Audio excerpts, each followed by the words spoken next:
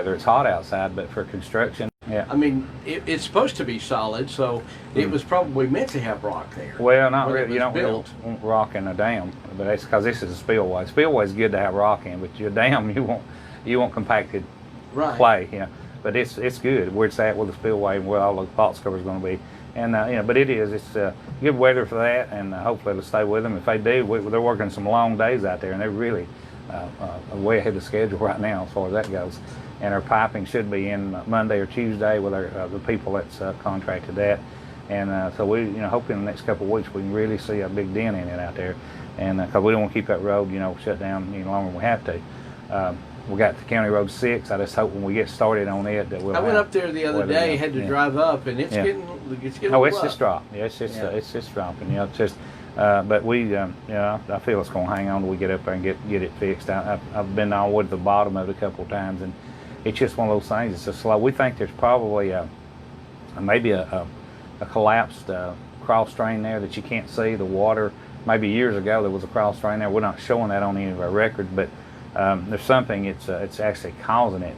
It's not just that it's sliding at the bottom. And that's what we found up the other top. We had 2 cross drains there that was been there for years. You couldn't even tell in the water. It was just blowing when it would come off the mountain. It was going under the road and just saturating it, causing that to drop. So, but anyway, we hope that the weather, and plus, see, we've still got our summer paving to do. That's something I hadn't mentioned. We've got several roads, through LMIG money and that we've got to get done before, cold weather. They'll probably stop running about October, November. On the paving, and so as far as the plant where we buy our paving, so but we've got that to do too. So we got a lot to get done between now and say cold weather with our road crew, and so that's, and plus we had to pull our crew off that's been mowing our right of ways out in the county. We pulled everybody into the area out there on the mountain to help with the dam to at least get it started. And we'll probably pull half those men off next week and put them back to their regular duties, of mowing. I look for the paving probably. We want to get started on County Road 6, and then we'll drop back. We'll pull our paving crew off, and we'll let the wall and drilling and all. They'll handle their part while they're doing that. We can go ahead and start doing our paving. So it's all going to work out. But we won't finish up our summer's work probably till November, till late fall, till we get all of our projects that we feel, done. Well, I mean, obviously we've had a lot of issues. Had the tornadoes early around Easter. That's true. And the county was tied up with the state, and it's a good thing we had the state. Oh yeah, Y'all would probably still be working on. Well, we'd have to just push it to the side. It looked terrible, and plus it dried out. But that they came in and they really, I mentioned that several times. That was a blessing to us. They helped us a lot, and we do appreciate that. But it's just like I said. It's going to be from here on out, all the way through the fall. It's going to be a busy time for our construction people, road crew and all. Okay.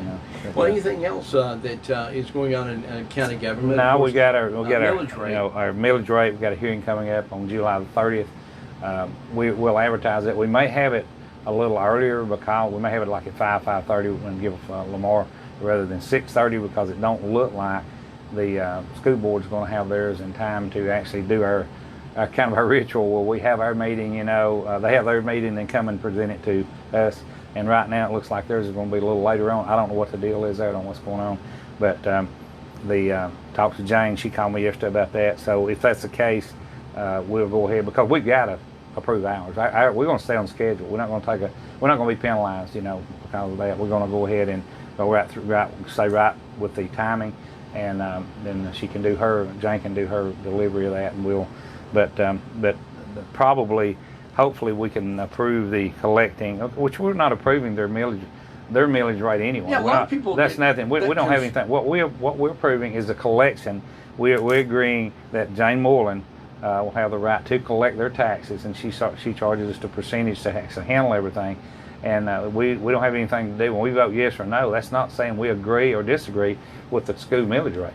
That's nothing to do with that. It's just the collection of that. So that's always there's always people that come up and say, well, you have to approve it, but you're right. You're only approving the collection. That's right. Because the school board, as everywhere in the state of Georgia, is an independent taxing authority. They are just like the commission. They can levy taxes, and it's independent of each other. And they can collect. I'm sure there's some of the larger counties. I know they are that do their own. They have their own. You're right. They do. They have the option. And which it would not be feasible in Dade County for that to happen. I mean, they'd have to have a whole, another office and another people, heads to do that. So it's just like the city of Trenton. We collect for them. I mean, Jane. It's you get there. You got your on your tax billing. Well, you've got your city tax if you live in the city. You got your county tax. So, but it's just best to work with everyone and make it happen in a small county like this, especially.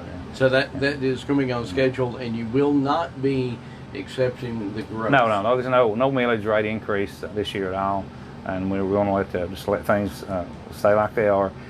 Next year will be a different story. We'll have a reval, probably a total reval of the county, from what I understand, and that's something we'll look at different. I don't foresee any millage rate increase even next year if things go. Of course, you don't know what this year's going to hold, but I'm sure next year we will accept the growth, though, because you wouldn't be doing your job if you didn't do that, But anyway, other than that, things are just like you said. It's hot and muggy, and it's that time of the year. We're just trying to get caught up with everything that we need to get caught up with before wintertime hits us with all of our roads and bridges and our dams the dam we're working on also.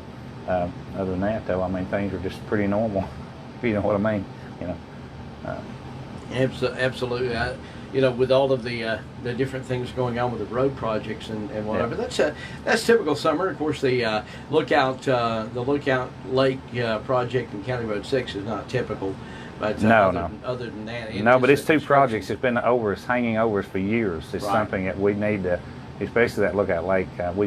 That's something that 15 years now, 14, 15 years, and we'll be glad to get that off the slate, and Larry Moore will too, I'm sure, on his end of it, on the lake end of it, because it's just a liability, and we just need to get it done and go on with it. County Road 6, once we finish this phase of it, which this will be kind of a phase 2, you might say, because we got the big part fixed up there, the one that was really dropping, and once we get this done, it'll take an earthquake to drop it. I mean, it'll be locked into the mountain, and it would take a major occurrence to actually move that. Once we do this, and put this other wall in there. Absolutely. Well, all right, Commissioner. Anything else that you would like to talk about before we move on to the next? Well, no. Hopefully the bridge group, that's doing the bridge construction in the county. Hopefully they're winding up. Hopefully in the next month or so there'll be. I know we rode up at the north end up there over Dugan Loop. We announced that I think last week. I believe it's opened back up, and so they're kind of finishing up and getting out of here. So that's a good thing. Positive reports. Still the economic comeback, if you will, after the beginning of the pandemic and the shutdown. Dade County now down into the 7% range of unemployment. After being as high as 13, but we are enjoying the lowest unemployment of any county in North Georgia. That's true. In Northwest Georgia, we have 15 county Northwest Georgia Regional Commission. Out of all those counties, 15 counties north of Atlanta right now, and we've been there before. I mean, we were right in there with all of them. I mean, all through the last 2 or 3 years, we stayed right in there, on being the lowest, and what helps us too is we that particular thing is being a bordering county. I mean, we do have a larger metropolitan area that we're connected to. When you got some of these counties, Harrelson and all down there, they're kind of within themselves. So, we've got people that are employed in Dade County, and that's great. But we also got a lot of people traveling in Chattanooga. So well, and the one of the things that was beneficial for the county as far as the workforce, that all of our industrial park. And I'm talking about, all of the different plants, whether it's the steel industry or the medical industry, or they're making parts for automobiles or making trailers for transportation. All of it was considered essential. So none of our large employers, even some of them didn't slow down. Some of them actually hired. They did. They were hired during the event because they were all deemed essential. That's right. That was very fortunate. It's a very good thing. Yeah, because there's some of the smaller counties down in Middle Georgia and well, even some of the larger rural counties.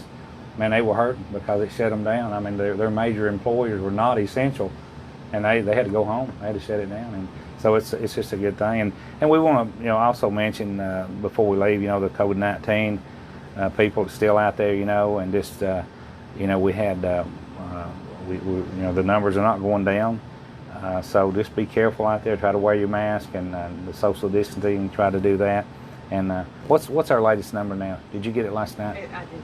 It was. But we're going to do our update at 3 today. Yeah. Well, just tune in at 3. I know we were at 79 yesterday. That's what we had when Yeah. I checked last.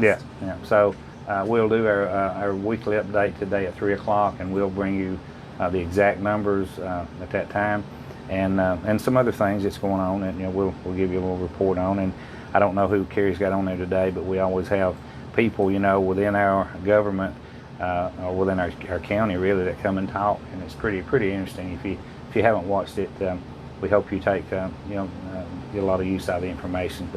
But that'll be on at 3 o'clock, and it's Evan Carrie. It'll be live on our website. And Evan, do you do it live? You still? We play back on television. It'll be okay. And it'll be played back several times. Yeah. Okay. But, we did the daily updates live, and now exactly. we share it on our Facebook site live for sure. Dade's latest numbers: 89. Okay. Still certified as 1 death and 5 hospitalizations since the beginning. Yeah. That's the latest numbers in Dade County as of today. Okay. On this poll. What did I say? 79? 79. No, it's 89. That's what it was after. Lisa Eubanks from the library will be on today. Okay. We will also have somebody talking about the census. Okay. Okay, and I don't know if you can hear Carrie on the radio and TV, but Lisa Eubanks from the Cherokee Regional Library is going to be on, and also they're going to be talking about census.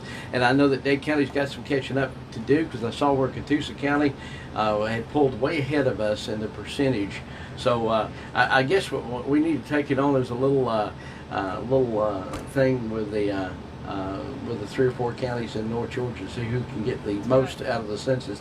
I think they were up to 65% or something like that. Yeah, Catoosa. and we're at 50. We're at 50, so we got some catching up to do for percentage wise on the census. So I think people will get on board. They just need to understand how important it is, and it's not. Well, it's a constitutional requirement. Yeah. If you are an American and if you live in the United States and you're an American and you live under the constitutional government that we have, the Republican government, it's really required for us to do that and stand up and do the right thing. So if you're a constitutionalist out there, I know a lot of people have different opinions, but it's in the Constitution. It's not a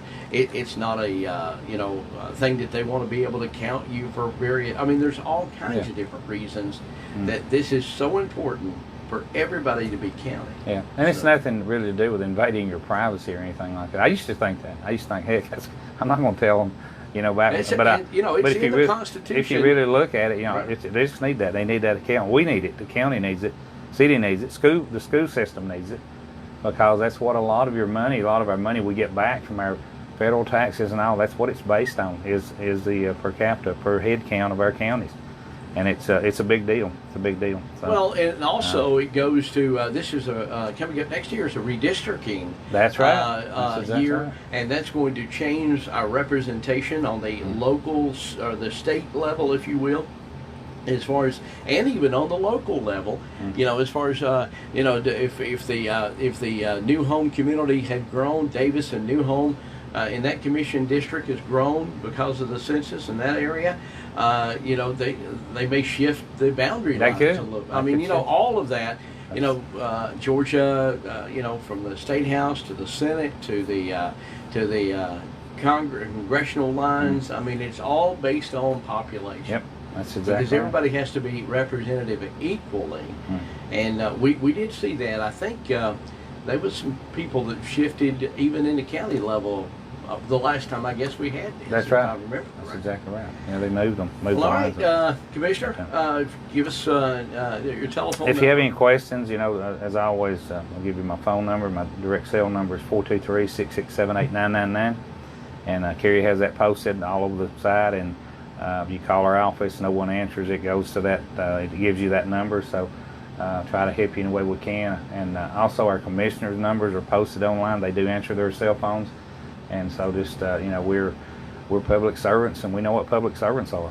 We try to live by that. And so if you need us, just call us. And if I don't know the answer, I guarantee I can get you an answer real quick. So All right, thank you. Just come see us. Thank you, sir. Dade County Executive Ted Rumley in the studio with us. We talk government on Thursday morning here on KWN Today. We'll have more coming up. Stay with us.